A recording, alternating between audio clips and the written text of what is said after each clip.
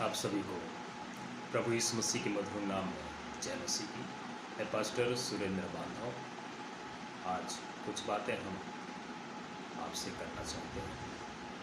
जो हम जानते हैं इन दिनों में हम सब अपने घर पर बैठकर ही अपना आत्मिक जीवन को परमेश्वर के साथ में महसूस करते हैं और परमेश्वर ने इन दिनों में काफ़ी समस्याओं के बीच में भी बहुत आशीष दिया है। प्रभु का धन्यवाद देता हूँ मैं। हम कुछ बातों को आज हम सीखेंगे। तृप्त जीवन की रहस्य। प्रियो, हम आज की दुनिया में हम उस मुकाम तक पहुँचने के लिए, अपने लक्ष्य को प्राप्त करने के लिए हम बहुत परिश्रम करते हैं। हम अपने जीवन काल के दिनों में हम कुछ भी चीज़ों को जो हमने विचार बनाया है, योजना बनाया है, उसे प्राप्त करने के लिए हम बहुत परिश्रम करते हैं, प्रयास करते हैं। हम उस हद तक जाते हैं जो हमें मिल जाना चाहिए। वैसे हम बाइबल से कुछ बातों को हम देखेंगे कि परमेश्वर के पवित्र वचन से इस विषय में क्या कहता है। तृप्त जीवन की रहस्य, तृप्त संतुष्ट होना, अपने जीवन काल के दौरान किए गए कुछ कार्यों को प्राप्त किया, कुछ आशीषों को हमने जो अपने कार्य के दौरान, अपने जीवन के दौरान जो प्राप्त किया है, मिला है, क्या उससे हम संतुष्ट हैं या नहीं। अगर हम सांसारिक तौर से देखें तो हमें अपने जीवन के दौरान धन मिला, उससे क्या हम संतुष्ट हैं। हमें ज्ञान मिला, क्या उससे हम संतुष्ट हैं। हमें जो भी कार्य मिला है, चाहे कहीं भी जॉब करते हो, चाहे परमेश्वर की कार्य करते हो, कहीं भी हम काम कर रहे हैं, क्या वहाँ से हम संतुष्ट हैं। हमें जो सैलरी मिल रही है, क्या वहाँ से हम संतुष्ट हैं। हम अपने जीवन में महसूस करते हैं कि हम कितना संतुष्ट हैं। वैसे ही एक व्यक्ति है जो बाइबल में सुलेमान के नाम से जाना जाता है, जो दाऊद का पुत्र है। सुलेमान राजा है, इस्राएलियों का राजा।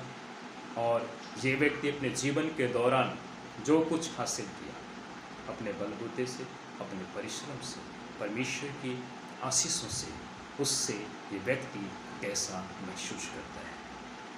आइए हम देखते हैं सबोपदेशक की पुस्तक 1 अध्याय, उसका 1 वचन, 2 वचन, 3 वचन में पढ़ूंगा। यहाँ पर लिखा है, यरूशलेम के राजा दाऊद का पुत्र उपदेशक का यह वचन। उपदेशक का यह वचन है कि व्यर्थ ही व्यर्थ, व्यर्थ सब कुछ व्यर्थ है। उस सब परिश्रम जिससे मनुष्य धरती पर करता है, उसको क्या लाभ होता है, वो कैसा महसूस कर रहा है, उसके विषय में हम देख रहे हैं। उन्होंने 14 वचन में इस प्रकार कहे हैं, मैंने उन सब कामों को देखा जो सूर्य के नीचे किए जाते हैं। देखो, सब व्यर्थ, मानो वायु को पकड़ने के समान है। आज हम देख रहे हैं कि राजा सुलेमान अपने जीवन के दौरान प्राप्त किया कुछ ऐसे संपत्तियां, और जो कुछ उसने अपने सुख विलास के लिए, आनंद के लिए, जो अपने राज्य महल में, अब जहाँ पे वो रहते थे, उस जगह में जो स्थापित किया गया, उन चीज़ों से, उन वस्तुओं से, वहाँ की वातावरण से वो अपने लास्ट के दिनों में कैसे महसूस करते हैं, इसके विषय में हम देख रहे हैं। 2 अध्याय उसकी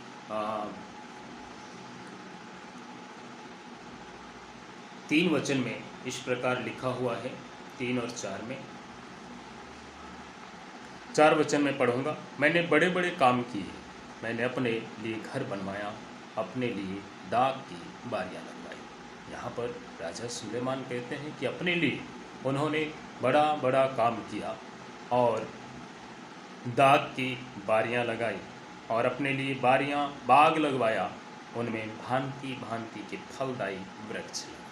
बड़ी आनंद की महसूस होती है कि उन्होंने अपने घर बनाया, घर पे वो दाग की बारियां लगवाई, और वहाँ पर बाग भी लगवाया गया, जहाँ पर भांति भांति के अनेक प्रकार के फूल लगवाए गए। जैसे अगर हम किसी गार्डन या पार्क में जाते हैं, वहाँ का वातावरण देख करके एक आनंद सा महसूस होता है। शायद राजा सुलेमान यही सोचे कि मेरे घर में जो सुंदरता होगी, फूल होगी और बाग होंगे, ये जो सारी सर्व सुविधा होगी, उससे मेरे आत्मा को, मेरे मन को आनंद की अनुभूति होगी करके उन्होंने इस योजना को प्राप्त करने के लिए पूरा हासिल किया। आगे लिखा है 5 वचन में कि मैंने अपने लिए बारियां और बाग लगवाया और उनमें भांति भांति के फलदायी वृक्ष लगवाए। 6 वचन में लिखा है मैंने अपने लिए कुंड खुदवाया लिया कि उनसे वह वन सींचा जाए जिसे पौधे लगाए जाते थे।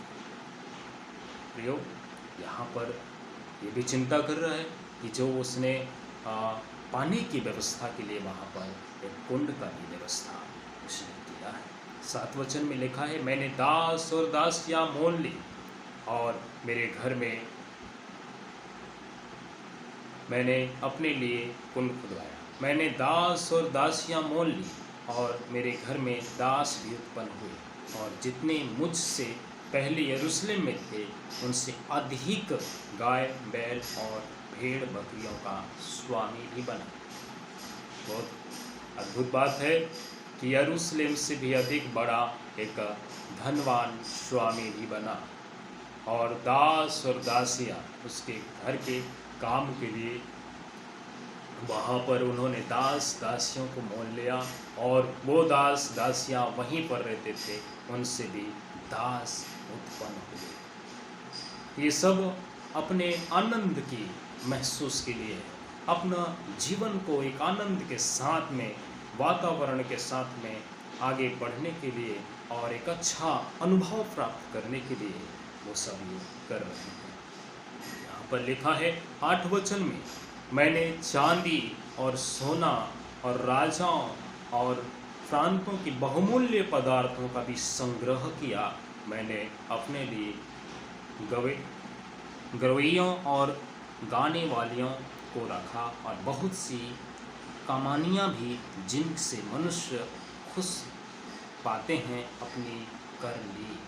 इन्होंने यहाँ पर लिखा है चांदी और सोना, जो बहुमूल्य पदार्थों में ये वस्तु हैं, चांदी और सोना भी, और राजा और प्रांतों की बहुमूल्य पदार्थों को भी इन्होंने अपना कर लिया, एक संग्रह तैयार किया। और यहाँ तक कि राज्य महल में एक धुन और शौर, एक संगीतों का दल भी इसने वहाँ पर रखा है, इसलिए कि वो अपने जीवन के दौरान एक राज घराने और राजा के जैसा एक सुख और शांति का महसूस करने के लिए, आनंद के साथ में इस पृथ्वी पर, इस संसार में रहने के लिए ये सारी सुविधाओं को उसने हासिल किया है। 9 वचन में इस प्रकार लिखा है मैं अपने से पहले के सब यरूशलेम वासियों से अधिक महान और धनचढ़िया हो गया, तो भी मेरी बुद्धि ठिकाने का नहीं। थोड़ा यहाँ सा अब उनकी शब्द जो है वो निराशा की ओर जानते हुए हम देख रहे हैं। उन्होंने कहा कि यरूशलेम से अधिक महान व्यक्ति बन चुका, धनवान बन चुका, धन से एक महान व्यक्ति बन चुका, फिर भी मेरा जो बुद्धि है वो ठिकाने का नहीं। मतलब उसका जो बुद्धि है अभी भी संतुष्ट नहीं है, अभी भी वो तृप्त नहीं हुआ है। इन सारे चीज़ों को हासिल करने के बावजूद भी आप जानते हैं उसकी पत्नियां और रखेलियां भी बहुत थी। उसके घर एक अच्छा घर है, एक राजमहल है और उसके पास में एक अच्छा वातावरण, बाग बगीचे हैं, दास और दासियां हैं, सोना और चांदी भी है। उससे भी उसकी बुद्धि ठिकाने पर नहीं है, अर्थात अभी संतुष्ट नहीं है प्रियो। अभी भी वो आगे बढ़ने की कोशिश में है, संतुष्ट नहीं है, इन चीज़ों से वो तृप्त नहीं है। आगे लिखा है 18 वचन में, मैंने अपने सारे परिश्रम के प्रतिफल जिससे मैंने धरती पर किया था घृणा की। हालेलुया। ये बहुत बड़ी शब्द है। महसूस करके देखें कि ये जो शब्द उन्होंने जो महसूस करके, जो फल प्राप्त करके, उसने जो हमारे बीच में ये बुक जो है परमेश्वर का पवित्र वचन, इसमें लिखा है कि उन्होंने जो फल प्राप्त की वो घृणा। महसूस करें घृणा। हम उन चीज़ों से घृणा करते हैं जो बदबूदार होती है, जिसकी फल अच्छा नहीं होता, उन चीज़ों से हम घृणा करते हैं। मैंने अपने जीवन में सारे परिश्रम का प्रतिफल जो उन्होंने धरती पर की, घृणा आती है। इसलिए उन्होंने कहा व्यर्थ ही व्यर्थ है, सब कुछ व्यर्थ है, सब कुछ व्यर्थ है। परिश्रम मैंने किया और उसके लिए बुद्धि प्रयोग की, उस सब का यही अधिकारी होगा, यह भी व्यर्थ है। आज दुनिया में अनेक लोग पाए जाते हैं जो अपने आप को एक अच्छा धनवान बनने के लिए, एक अच्छा जगह में रहने के लिए, एक अच्छा कार और बंगला के पास स्वामी होने के लिए वो बहुत परिश्रम करते हैं। यहाँ तक कि वो अगर उन्हें उस परिश्रम से हासिल नहीं हो रहा है तो गलत रास्ते भी अपनाते हैं। ये सब व्यर्थ है। मैं ऐसे कई मिशन को भी जानता हूँ जो मिशन परमेश्वर ने मिशन को आशीष करता है कि उसकी कार्य और सच्चाई के लिए, परमेश्वर की धर्म और राज्य की खोज के लिए जो भी उनके पास में संपत्ति होती है, जो भी परमेश्वर आशीष करता है, उस चीज़ का गलत करना। ऐसे कई ऐसे मिशन हैं जो परमेश्वर के कार्य के लिए वो सोच का काम करते हैं, अर्थात वो हरे दिल से काम नहीं करते हैं और अपने व्यक्तिगत कार्य के लिए, वे अपने सांसारिक वातावरण खुश विलास के लिए वो बहुत कुछ करते हैं। मैंने देखा इसलिए क्योंकि आप अपने जीवन में संतुष्ट होना चाहते हैं और परमेश्वर को असंतुष्ट करना चाहते हैं।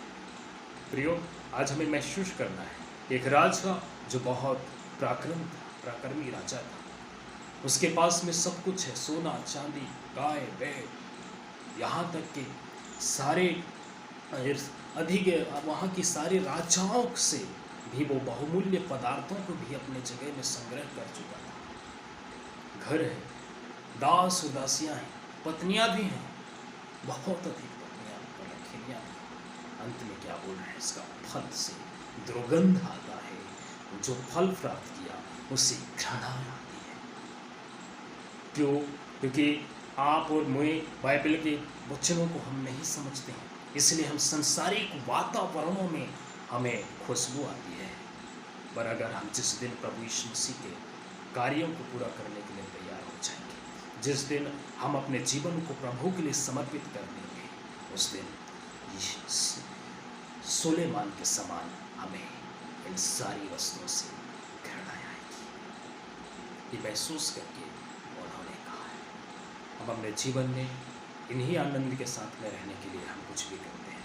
आगे उन्होंने लिखा है, लास्ट के अध्यायों में उन्होंने जो लिखा है उसे मैं एक बार पढ़कर आपको बताना चाहूँगा।